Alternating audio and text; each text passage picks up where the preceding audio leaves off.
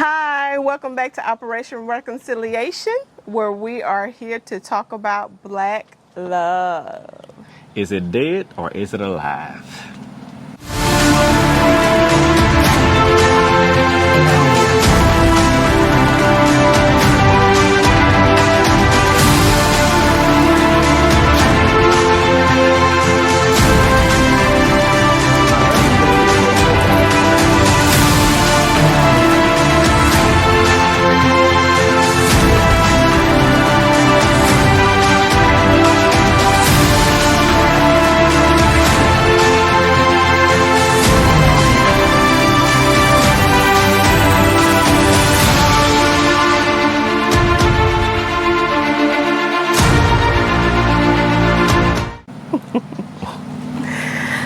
Okay, first off, we want to tell you a little bit about our love, about how we met, Yes. and so we have been married for 25 years. 25 years. Together for 27. We have 4 kids. Excuse the airplane flying over. However, we do everything together pretty much. Yeah. We work together. We are always together. We do life together. Yeah, we do life together, yeah. And some people may think that's strange, but we love being around each other. Yeah. She's my best friend. Yeah, he's my best friend.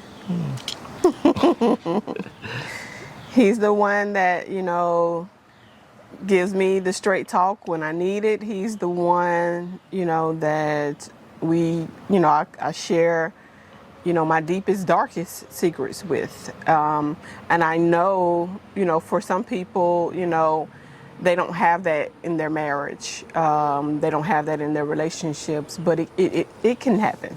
It can be that way. And so we truly believe in being one. We truly believe that, we can become what marriage was designed to be. Yes. And so that's what we strive for. And so we are here today to help you get to that place if you want to. All right. So first off, what we want to talk about is why do some choose to date outside their race? So Good question. before we get into that too deep, what we want to address here is that we're here to talk about Black love. So we're not here to talk about the generalizations. We're here to talk about Black love. So if you're offended by that, if you have a problem with that, I'm going to warn you right now, you need to go to another channel or you need to go find another conversation. Yes. We understand that there's we don't believe that, we're not saying this is all 100%. There are, some lower percentages of people of different situations. We're not saying everything is 100%. So what we're talking about is a majority situation here. Okay? We're talking about our community as a majority and what we've seen, what we've experienced. So with that, let's get into this. So I know I've noticed recently, and just, looking out, I'm seeing a lot of strife, communication, a lot of arguing about the black man and the black woman coming together. And it seems to me that there's a lot of disgust. There's a lot of weariness, to a point where it's like, you know what, I'm tired of talking about it. I'm just going to go do my thing. You do what you do, I do what I do. So, and I see a lot of, even with our younger generation, I would have thought, especially with the whole Black movement and everything kicking back up, I would say since, the 60s and 70s maybe. And we all seeing, this Black awareness, revving back up. And I would think with that, we wouldn't see so much of intentionally seeking love, seeking marriage, seeking relationship outside of the Black community. So, I mean, that's why we're here today. So, like I said, first we want to address why one chooses to date outside the Black community. And I mean intentionally. I'm not talking about, this thing just happened or whatever. I mean, you intentionally date outside the Black community. So we want to know why. I can say from past conversations with other men why they date outside of their race. And it's kind of alarming to me sometimes the answers I get is like, wow, that's what you think of our people. One of those conversations was that they say Black women are mouthy. They are mean and they are, they don't obey. And I'm like, first of all, that's not all Black women. That just may have been the ones that you have come across, in which I don't think that's all of them. And it kind of irritates me sometimes. It's like to hear them talk about our Black women like that. And I had to put a lot of them in their place. Because first of all, you can't say all of them act like that. And my thing is, do you give them a chance? Because when you intentionally try to go outside your race, you don't want to give them a chance. You don't want to give them the opportunity to win your heart, so to say. Or just to even have conversation with them or showing them that, hey, I'm not what you thought I would be like. But hearing these men talk like they talk against our Black women, it's offensive. And it's like first of all, where do you hear this from? Where do you get this from? And first of all, they try to put all Black women in one category of being mean and being, they don't want to obey. I'm like, my thing, first of all, your mother's Black. First of all, most of the chances are their mother Black. They may have a white mother, some of them, but we talking about the ones that have a Black mother or a Black father. And it's like, so how Either way, they got a Black exactly, parent. They got a Black parent, exactly. Yeah. So it's like, how can you downgrade the Black race like that, saying that only the Black women are mean, only the Black women talk back, only the Black women are, just don't want to obey. I would say even too for those who seek, who are entrepreneurial, have entrepreneurial mindsets and business minded. Some of them think that a Black woman is not fitting for that kind of lifestyle. It's absolutely ridiculous. It can get really ridiculous. And knowing some of the conversations that you come across when I'm not around, hearing guys who we know only date white women, they said these things, and only to find out that later they found that woman cheated on them, later to find them in the act, and it's like, okay, now what do you have to say? Okay, not just in the act of cheating on them, it's just the act of their mouthiness. Oh, yeah. Because I know plenty of white women that mouth off at their husbands, that get sassy back with their husbands. I done witnessed these things. Yeah. I witnessed the throwing of dishes. Heard about the throwing of dishes and stuff in the white households and this and that. And it's like, okay, I thought you was so-called running away from that, from your race. That's all you say our women does is just mouthed off and sassy with this. And I heard some of them even say that when it's the other race, Caucasian or being Latino or whatever, when they do it, it's it's hot. It's what they call it. It's feisty. Yeah, it's feisty. It's sexy. Really? I thought mouthy is mouthy, but that's what they want to put in their head. Oh, now she's just being feisty. Yeah. No, she's showing you her emotions right now. Exactly. Ain't about she being feisty that she about trying to turn you on. No, she's mad right now. Exactly. Which every woman has the right to be. You mad, you mad. You ain't trying to be sexy. And when we arguing, we ain't trying to be sexy to each other. No, we need to get this fixed. Yeah. But so that in those situations, I see that they don't give each other the grace that they give the other races. Even with Black women, I see that Black women tend to be on the come up right now. They're getting the degrees, they're getting the positions. They've decided, hey, I'm tired of waiting, I'm tired and they're going for it. Great magnificent. But remember, that doesn't give you a right to down your brother. That doesn't give you a right to down black men.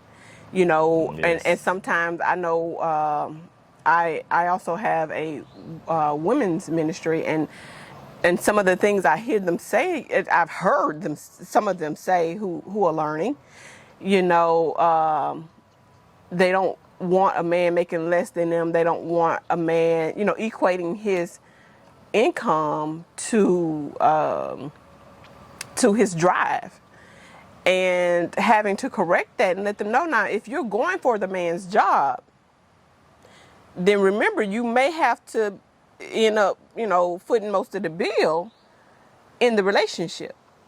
But that doesn't mean that that man is beneath you. Yes. You know, so but we tend to not give each other the grace that we allow other races.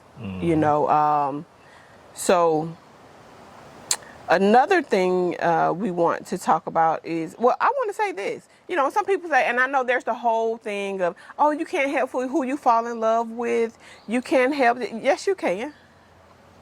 You can. Now, I do believe that there are some times when, you know, that's your destiny, that's your purpose. That person is in your destiny, that person is in your purpose.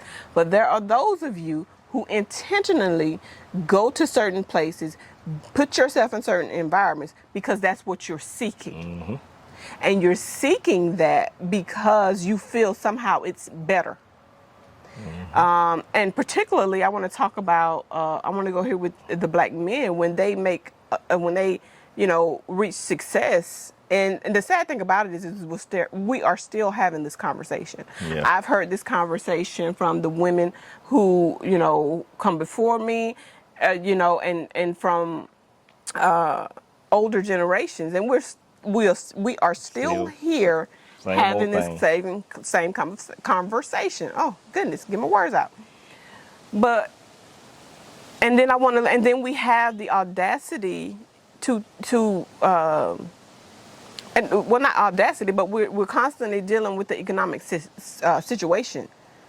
You know, so when a black man is successful, he makes good money, he marries, particularly a Caucasian woman or somebody outside of his race, he makes that money and then leaves that money outside of his race.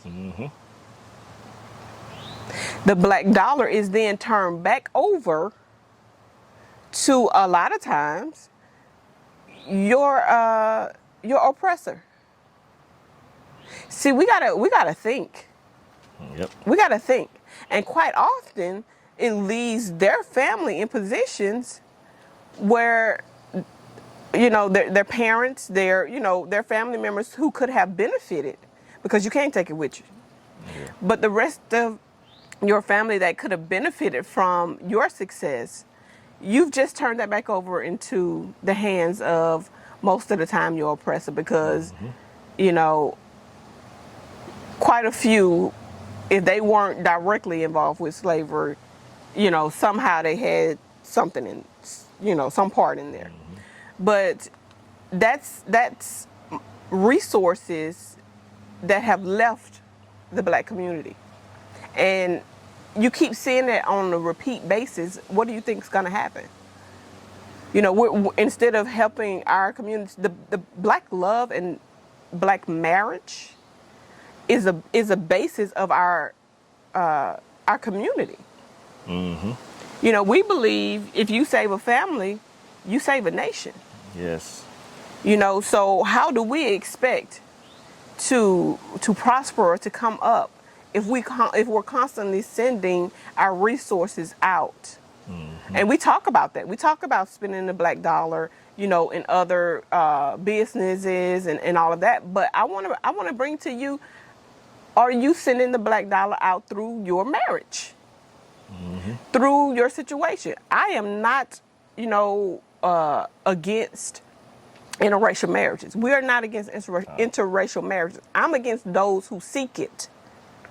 because they think it's better. Yes, I mean, even to the point to where you can see them out in the mall or the grocery store to where, and they have their Caucasian or other race besides a black woman beside them. Some of them seem to stick their chest out, and they act like they just better than us. And we just witnessed it many a times, and it's like, wow, okay, you can't speak just because you have your arms wrapped around a Caucasian woman. You still can speak, brother. I mean, how you doing? Or, But or Latino woman, or any other race besides the black race. They think they're better than you because that's what they can pull. I'm like, I love this what we have, because one thing this shows us that we can do this. And we're not the only marriage around here, black marriage, black love around here. We understand it. We know this, but we understand that. But that brings me to this, though, because a lot of times we are looking around and saying, oh, the whole is black love dead? I mean, come on. Let's be honest. Look around you. You see black couples fighting the good fight. You see black marriages, that are good. I'm not saying they're perfect. None of us are perfect. Neither are you. But we see these things actually happening. So why do we get on social media, or we get in these little cliques or groups or whatever, and then act like we don't see what we see? So we have got to stop living in these fantasy worlds that we have been colonized to believe in and to have manifesting in our mindsets, in our mind frame. That's even like, you can go as far as, like they say, black men don't take care of their kids. Oh, yeah. Okay, and you see the black man with the Caucasian or the other race of woman in the store or the mall with all the kids with them. No, she didn't make him care for the kids. Yeah. It's instilled in us to take care of our kids. But some things that happen along the way that deterred us from that I guess vision or whatever you may have seen, to where they think we don't take care of our kids. No, we love our kids. And see, that's the thing about it. You have always been involved in our children's lives, the activities. I mean, even when our kids play Little League, Little League football and cheerleading, we were there. Yes. You were there. Even though we traveled, we tried to maneuver around that, until, but the thing about that is we didn't see it done. Neither of us grew up with fathers in our household, nor really involved. Nope. And so, but we were able to accomplish and to break the curse. Yes. With us, we were determined to do that. And so, this one incident where, my son had a game coming up, and we had a trip coming up to Tanzania, and he looked at my husband. He was like, y'all go ahead, because he knew that we were trying to get around making this game. He was like, no, y'all go ahead, and so that's just a testament to how involved, he has been, and how we have intentionally, tried to show our children that this is right. I know it seems unpopular to be married the way God intended, but this is right, and it's good, and it's doable, but from that, I just want to go back to the you can't help who you fall in love with. Oh, okay. Like I said before, you can help it. If you're not intentionally trying to fall in love with the person outside your race, you may be able to choose to love someone in your race. And I have a question for you. Are you really in love, or are you infatuated with that individual? Good question. Are you? Are you really in love with that person? or are you infatuated with them being of a different race? And therefore, you are living in this supposed utopia that you're walking around with your trophy every day of your life. Are you really happy? Are you making yourself happy? Because you feel like you feel like you won something. You know? Ask yourself that. You have to ask yourself too. Yeah, not only if you were in love, are they in love with you? Ah. Are they just trying to get something that they heard about? Are they trying to? It just amazes me how sometimes you have these athletes and these celebrities that at one time may have not been so good looking as you may want to say, and all of a sudden they end up with this Caucasian woman up under their arms. It's like, whoa, where'd she come from? Now, if I could understand if it was high school love and she didn't know you was going pro or gonna be whatever you come out to be as a celebrity or whatever, but it's like, man, y'all not sitting back. You're not using your head.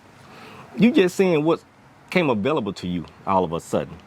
Yeah. If you didn't have the millions, would she be with you? Just be honest. I'm just being real. Think about that. I know some of y'all look at these celebrities and be like, man, how did he get her? How did she get him? Think about that. Would they have given you a second look if you weren't who you were? Exactly. Who you are. Even in the business world. You know, I know some of your businesses, you know, particularly you may be surrounded by people that's not your race. You know, but are you intentionally, you know, changing your environment? Are you intentionally seeking? Because you can find a woman, a black woman. I'm talking to the men right now. You can find a black woman with all different kinds of personalities. You know, and that's my thing. We have to allow each other to have our personalities. Yes. You know, what I mean by that is, you know, there are quirky black women.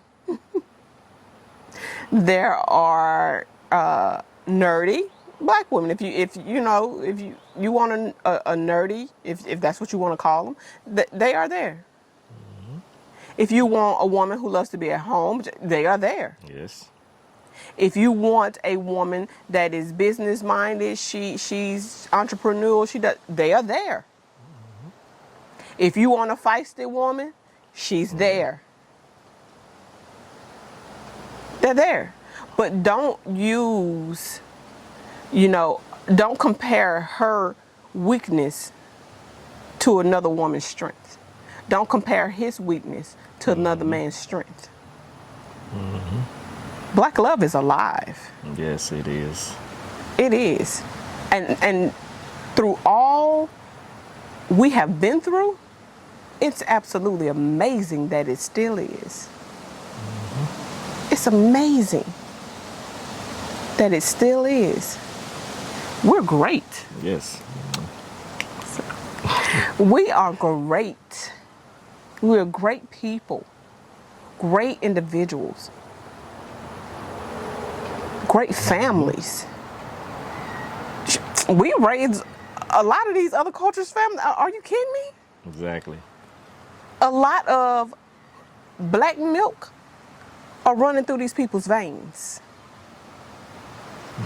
Kept them alive. Running through their system. Come on, man. Don't kid yourself. Black love is very much alive. And we're going to be here to continue to discuss this topic, to bring some practical teaching. Yes. In this series to come, Black Love. And so, do you have anything else? I just say keep the black love strong. Yes. If you have that black love, that black woman that you're with right now, man, That black man? give her a chance. Give her the chance that you would give yourself. Yes. Because we have to forgive each other. Yes. Because it's like this. Both of us bringing baggage to the relationship. Okay, you got to excuse her baggage. She got to excuse my baggage sometimes. And it's like, let's fight together. Yeah. I know she got my back. And I know I got her don't play back. about this And that's one thing we have to be about our people. It's like we got to know I got your back. Even sometimes when we out traveling, I see how some people treating our black sisters. I'm with my boo. Hey, baby, we ain't finna tolerate. You ain't finna treat my sister like that. No, she deserves respect. I don't play that about our people, and we have to intentionally do that as we continue to fight this good fight of love, and continue, just to look out for each other. And faith in one another and God, Yes, yes. I mean, it's so many times where people figure that we can't trust them. I can't trust them. I can't trust them because they dark skinned. I can't trust them because of this. I can't trust. No, you can trust. You choose not to. I mean, you got so many things you have got taken from us by other races, and you figure, oh, you too busy looking at us, and they stealing right in front of your nose. Come on now. It's like, be real about this. Yeah. But yet, like I I said, the thing about it though is we're not telling you something we hadn't had to do. Exactly. My children were raised in a predominantly white community. And so we've had to be on purpose about teaching them to be, to know who they are, believe in who they are, trust who they are, and that who they are is not a mistake. Yes. That they were intentionally designed by our Creator, and they are loved by Him. That they are